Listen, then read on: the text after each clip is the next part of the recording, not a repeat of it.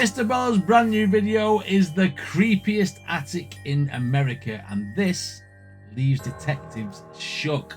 And in brackets it says mature audiences only, so this is going to be pretty gruesome by the sounds of it, but not as bad as what he's going to do to the like button, probably. Let's find out.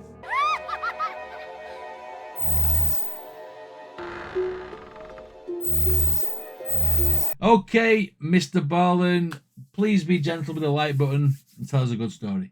Sometimes the truth is stranger than fiction, and today's story definitely demonstrates that. Yeah. But before we get into that story, if you're a fan of the strange, dark, and mysterious delivered in story format, then you've come to the right place, because that's all we do, and we upload once a week. So if that's of interest to you, please offer to make the like button a nice fresh batch of donuts, but instead of filling them with custard, fill them with mayonnaise. Also, please subscribe to our channel and turn on all notifications so you don't miss any of our weekly uploads. Okay, let's get into today's story. Never really been a fan of like the custody donuts. It's got to be the jammy ones. And you know what the good thing you should do with jam donuts? This is like, I feel like I'm being Gordon Ramsay now. Celebrity chef. You get the donut, it's got the hole in it, hasn't it? Or they put the jam in, right? Get a tub of squirty cream, shove it in that hole and inflate the donut with cream as well. So you've got jam and cream together in the donut. I'm telling you. All right, let's go. Take my soul, says Mr. Ballen.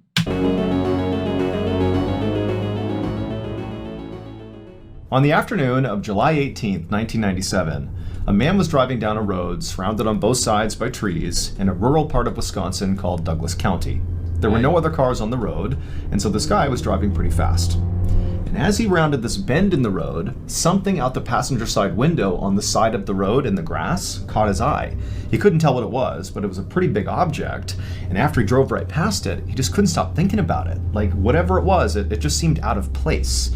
And so for whatever reason, this man felt compelled to actually stop and go see what it was. And so he slowed down and parked on the shoulder, he got out, and began walking along the road back in the direction of this object. And as he got closer, he began to see this object again in the shoulder of the road, and it was sort of obscured by grass and other things, so he couldn't see what it was. But as he got closer, he saw the object was pretty big, and it was all white. And as he took a few more steps and got within maybe 20 or 30 feet, he finally got a better look at this object, and he just froze. Because the object was a man wearing all white, a white suit, a white belt, white shoes, all white, and he was laying on the side of the road, just totally motionless. And for a second, the driver thought, maybe this guy is sleeping, but after taking only a few more steps and getting a totally unobstructed view at this guy, he saw there was a gaping hole in this man's chest. Ooh, aliens! As in the film Alien. It's a good chest burster. First thing I thought, as soon as he says he had a big gaping hole in his chest, I thought of John Hurt getting killed in Alien. Let's go. He was obviously dead. And so the driver turned around, ran back to his car, sped to the nearest house, and called 911. The next morning, a Douglas County detective named Stephen Long was sitting at his desk looking at the photos of the dead man in white. This murder case was less than 24 hours old, but already this was one of the weirder cases that this detective had ever been assigned to. Right. The victim had pretty much immediately been identified because he was carrying on his person his wallet, and in his wallet was his driver's license, and so they knew who he was. But the man in white's identity actually made the whole case more confusing, not less. And Mark had no obvious ties to the area. Okay. So what was this rich guy doing 3 hours from home, dressed all in white, getting shot to death on the side of the road? Like, it didn't add up.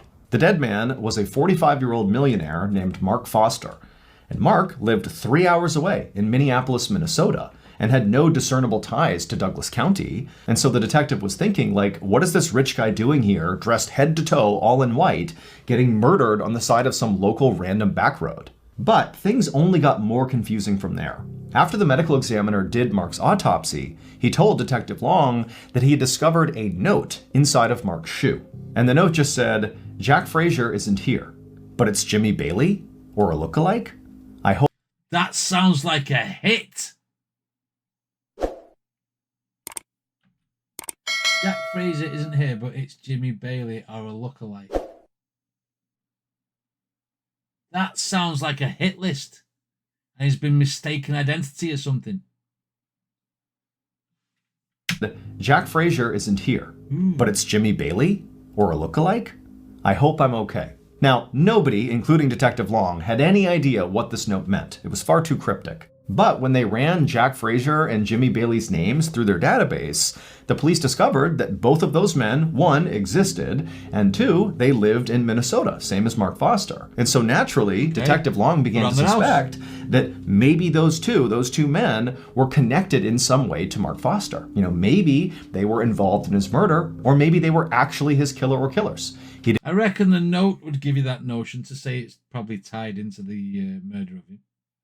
And what gives that away? You know, maybe they were involved in his murder, or maybe they were actually his killer or killers. Walter White for a wish. He didn't know, but it was his best lead. So Detective Long decided he would just have to go to Minneapolis to try to find out more. A few hours later, Detective Long parked his car at the Minneapolis police station. He got out and walked inside the building. Waiting for him inside was the local detective who Mark had already spoken to. And so after meeting this detective, the two of them went into an interview room where Mark Foster's wife was waiting for them. And right away, Detective Long noticed that she was very pregnant and at least 15 or 20 years younger than Mark. But despite that, she seemed very composed. Wait a minute. Whose baby is this? Is this where the guy got shot? Is Mark Foster the daddy? Or could he be a foster parent? These dad jokes are getting worse. Very, very... I shouldn't stream. I shouldn't do these videos late at night because this is what happens. Let's go. 15 or 20 years younger than Mark. But despite that, she seemed very composed.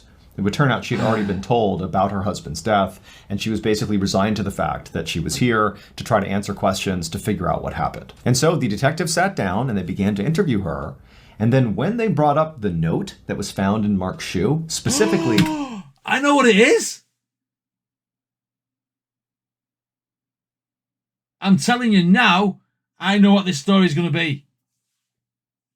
Detective Lee here is going to say that she's put the hit out on her husband to have him killed because he's a millionaire and she will inherit. That is my prediction, 4 minutes and 50 in. But with Mr. Ballen, we know the guy twists and turns, so let's go. When they said the two names that were on that note, Jack Frazier and Jimmy Bailey, when they said that, it triggered something in Mark Foster's wife. She immediately began to cry, and then in between sobs, she would tell the detectives that she knew who those two men were. She told them that she had previously had relationships with both of them before marrying Mark. And she said after she married Mark, Jack and Jimmy became very jealous. They didn't like the idea that she had chosen Mark over them.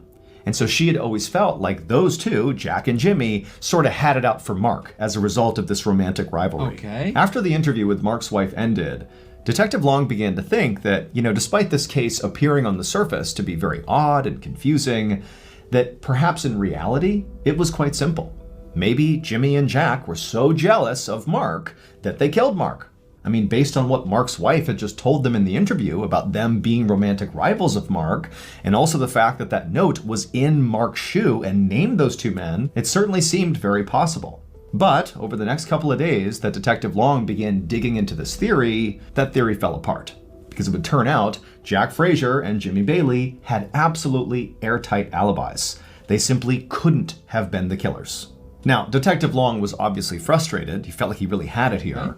But he was not deterred. He decided his next move would be to try to better understand his victim. She's done it. She's done it. She's killed him for his money. Somehow. Or she's killed him and planted the note and then gone and disappeared and made it look like it was them two. At this point, he had already interviewed a lot of Mark's friends and family, but something he had not done yet was simply go to Mark's house and have a look around. So Detective Long got a search warrant, and on July 29th, roughly a week after Mark was killed, Detective Long, along with another detective, pulled up in front of Mark Foster's large 2-story home in the middle of a quiet suburban neighborhood. Now, from the outside, The home looked totally ordinary relative to its neighbors. But once they got inside the house, it was anything but. The detectives made their way up to the front door and knocked, and a few seconds later, Mark Foster's wife opened up the door and let them inside. And right away, Detective Long is looking around, and he's seeing all over the walls on the first floor of the house are these graphic pictures and paintings of naked people. And then in addition to that, on some of the coffee tables and various surfaces on the first floor, right when you walk in, are all these pornographic magazines and books everywhere. And Mark's wife didn't acknowledge any of it. She acted like it was completely normal to have all this stuff right in the front part of your house. I mean, whatever floats your boat. You know what I mean? Some people like the raunchy stuff. Some people like mucky pictures, mucky things. Does that have a bearing on the case? I mean, I don't think so. She acted like it was completely normal to have all this stuff right in the front part of your house. And so the two detectives are looking at each other as, Mark's wife is leading them on this tour through the first floor. And at some point, Detective Long just said, hey, Mrs. Foster, why don't you have a seat on the couch and you just let us take a look around your house on our own? And so she said, okay. She sat down on the couch, and then the two detectives, they left the living room, went back to the front of the house, and made their way upstairs. And once they got upstairs, they found the master suite, and there was all this bondage gear inside.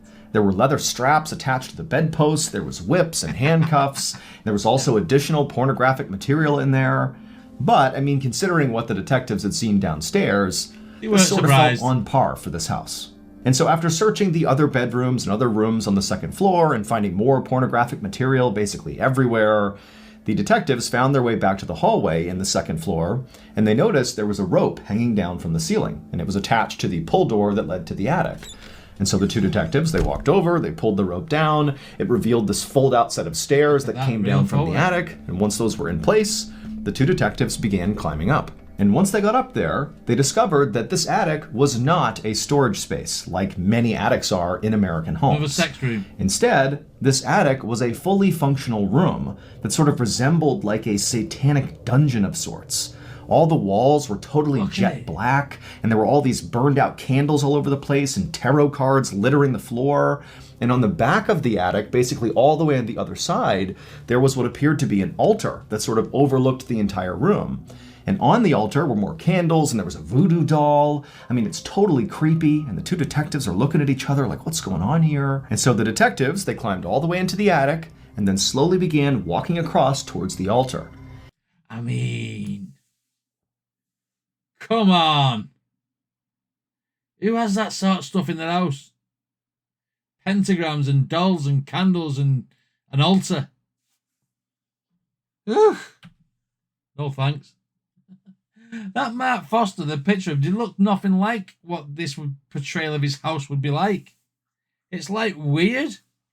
They climbed all the way into the attic and then slowly began walking across towards the altar. And when they got close enough to actually see the altar up close, they just froze. Because sitting on the altar, in addition to the candles and the voodoo doll, were two business cards. Their own business cards. The detective's business cards. What?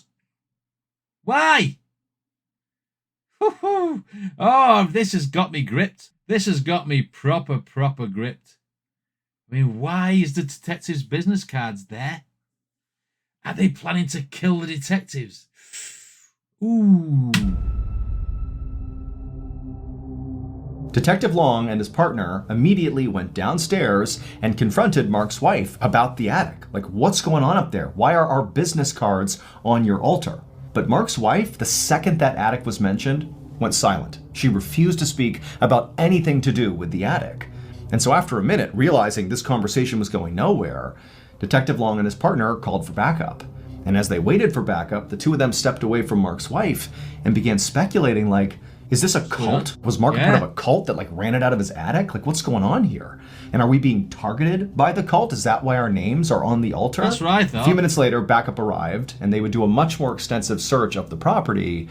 But other than finding more pornographic materials and, bondage gear, there really wasn't anything else substantive that connected Mark or his wife to what happened to Mark, or Okay. what Mark was even doing in this house. Was he in a cult? They didn't know. And so ultimately, Detective Long and his partner told Mark's wife, who still is being quiet at this point, that she should not leave town because they were going to follow up with her soon. Now, in fairness, Detective Long couldn't tell if Mark's wife was being silent and not talking about what was going on in her house because, she was complicit in some way in what happened to Mark, or if she was maybe being threatened by somebody and she was afraid to talk. They didn't know. But either way, after leaving the property after the search was over, Detective Long and his partner felt like their next move was to try to learn more about cults. They needed a cult expert. And it just so happened there was an occult bookstore very close to Mark's house. And so they decided they would start there. And right away, their decision to go to that bookstore paid dividends.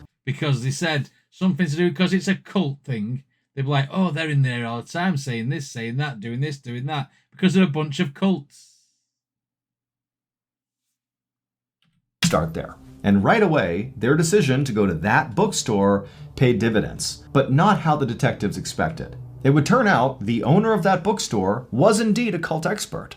But much more importantly, and relevant to this case, was that the owner happened to personally know Mark Foster. Of course he did. And he told the detectives that Mark came to his bookstore all the time, and also the owner said he knew a bunch of Mark's friends. And so by the time the detectives left the bookstore, they had learned a little bit about cults. Loads of names. But more importantly, they left with a list of names the owner had given them of known associates of Mark Foster who maybe were involved in whatever was going on in Mark's house. And so maybe they had information about what happened to Mark. The detectives were able to track down everybody on this list very quickly, and they were all young people in their 20s. And in each of the interviews they conducted, each of these young people were very open about being in what they called a religious group that they said Mark was a part of as well. Now, the detectives theorized that this religious group was very likely a cult, like they believed, but they didn't call it a cult. They called it a group. But the detectives didn't let up.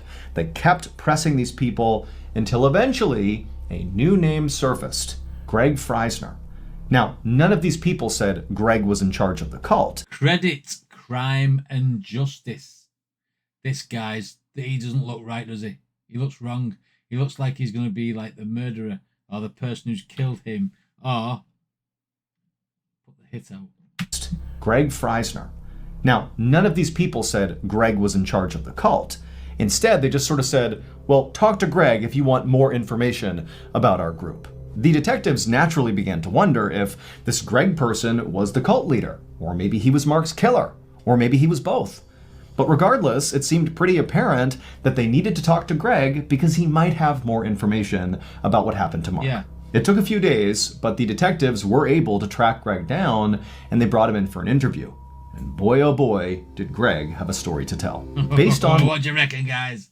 What do you reckon Greg's story is? Oh, let's just find out. Greg told the detectives, here is what happened to Mark on the day that he died, on July 18th, 1997. Okay. On that day, Greg Freisner met Mark Foster at Mark's home. And when Mark came outside, he was dressed head to toe in white, something he would do for special ceremonies. And so Mark, he came down the steps, didn't say a word to Greg. They went to Greg's car. Greg hopped in the driver's seat, and Mark climbed into the back seat. And before long, they took off and began driving northeast. And for hours, these two just drove in total silence. Mark just stared out the window, and Greg focused on driving. The only thing that happened during this multi-hour-long drive was at some point Mark pulled out a piece of paper from his coat pocket, and he wrote something on it, and then after staring at it, he kind of smiled and tucked it into his shoe. And then a little bit later, Greg pulled over on the side of the road in Douglas County, Wisconsin, on this random backcountry road. So it's his own writing? Mention them two guys are lookalikes. Was he planning to kill them? Because they were jealous and not liking him. So was he planning to kill them, and whatever he tried to do backfired, and then he ended up getting killed? That could be the story. As soon as they pulled over, again without saying anything, Greg and Mark got out of the car and they went around to the back of the car where the trunk was. And the two men are kind of stretching, it's been a long drive, taking in the scenery. And then before long, Greg pops open the trunk. And in the trunk is a rifle. Neither men have any strong reaction to this. Greg just reaches down, pulls the rifle out, and Mark, calm as can be, just begins walking over to the side of the road, to the shoulder. And then once he got to the shoulder, Greg came over and stood right in front of him and just looked intently into Mark's eyes, looking for the signal. And at some point, after Mark kind of composed himself, he nodded at Greg, at which point Greg raised that rifle, placed the barrel directly on Mark's chest, and fired. Mark crumpled to the ground, and he laid there for a second just moaning horribly, and Greg just stood over him watching until finally Mark went silent and died, at which point Greg casually went back to his car, got inside, and drove home. The only time he stopped was to throw his rifle into a nearby river.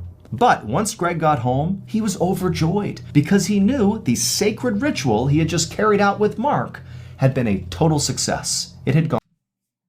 Wait, so this Mark wanted to die? Was he dressed in sacrificial clothes? Got Greg to kill him? Like, if that's the story, then that some people are just twisted, man. The sacred ritual he had just carried out with Mark had been a total success. It had gone exactly to plan. It would turn out Mark Foster was absolutely a member of that religious group, the cult, if you will. Except he was not just a member. He was the cult's leader. And Mark is the one who orchestrated his own death. However, Mark did not view his death as him actually dying. Quite the opposite. We celebrate life as we celebrate death.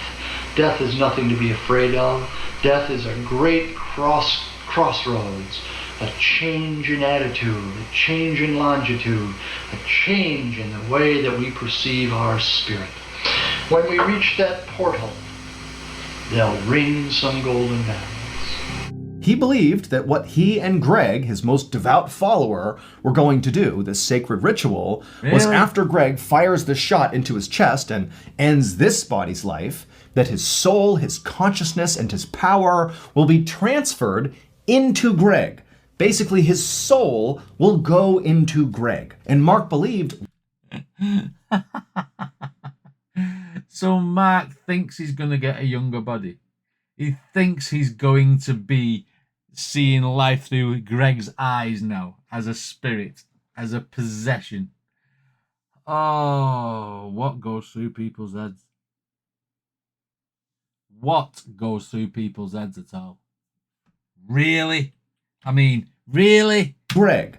Basically, his soul will go into Greg. And Mark believed once this transfer happened, that basically he would be immortal, that his soul would never die. It would stay in Greg and then maybe at some point get transferred to somebody else, but basically he would be here forever. The bizarre note that was found in Mark's shoe, the note that he wrote and stuffed in there, that note was designed to throw police off the trail.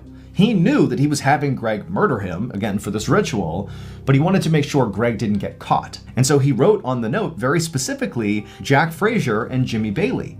Those two people he hated. He hated that they had been in past relationships with his wife, and they hated him. And so he figured if he was going to create a scapegoat for his murder, who better than his romantic rivals? They had nothing to do with it. He just named them in that cryptic note to get them in trouble. As for all the pornography and bondage gear that was found inside of Mark's home, that all played a role in Mark's cult as well.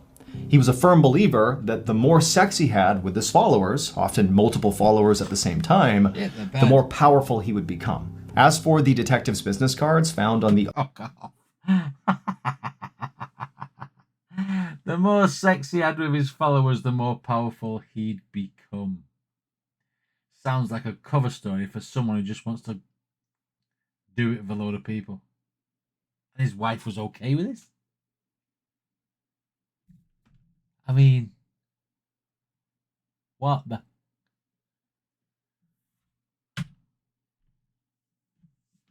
time, the more powerful he would become. As for the detective's business cards found on the altar up in the attic, those were very likely placed there by followers of Mark, so members of the cult, in an effort to potentially, thwart their efforts to solve the case. They might have believed that by placing those on there and performing various rituals, that somehow would prevent them from solving the case.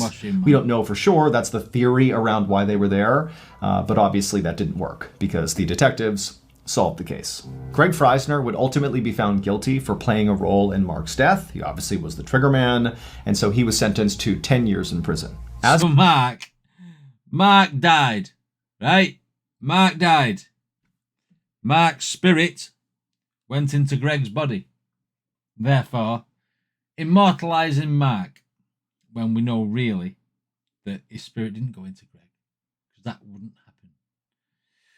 But hypothetically, if that spirit went into Greg, Greg's just been sent down, man. So he's going to spend the next 10 years of his new body and new mind in fucking prison. Oh, he couldn't write Mark's death. He obviously was the trigger man, and so he was sentenced to 10 years in prison. As for Mark's wife, although she definitely knew about the cult and may have been a participant, there was never any evidence that actually connected her to Mark's murder, and so she was never charged with any crime.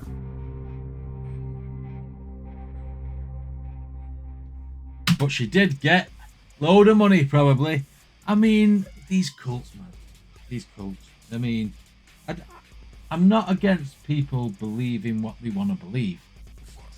But I think when it gets to an extreme like this, where someone thinks that if I get shot, my soul will go into someone else's body and I will live on in them. I mean, that guy's been watching Friday the 13th Part 9, hasn't he? You know what I mean? Where they eat the heart and Jason goes through every person. It's like, no, it's a film, mate. It's a film. It's never happened. This cult thing, you know, it's dangerous. When you get a load of disciples or a load of people following you and believing every single word you say, it's dangerous. It's basically brainwashing, isn't it? To all involved. He used it to get his kicks with all the people he wanted to have his bondage with, and then, you know, had this strange notion that killing himself would make him reborn again. That is dope. That is dope. Anyway, what did you guys think of this reaction? Let me know in the comments. More importantly, what did you think of Mr. Ballen's story? I love Mr. Ballen's Strange But True series and Strange But True stories. And this one was no exception. Leave him a like, leave him a comment, give him a subscribe, because he absolutely deserves it. Anyway, see you in the next video.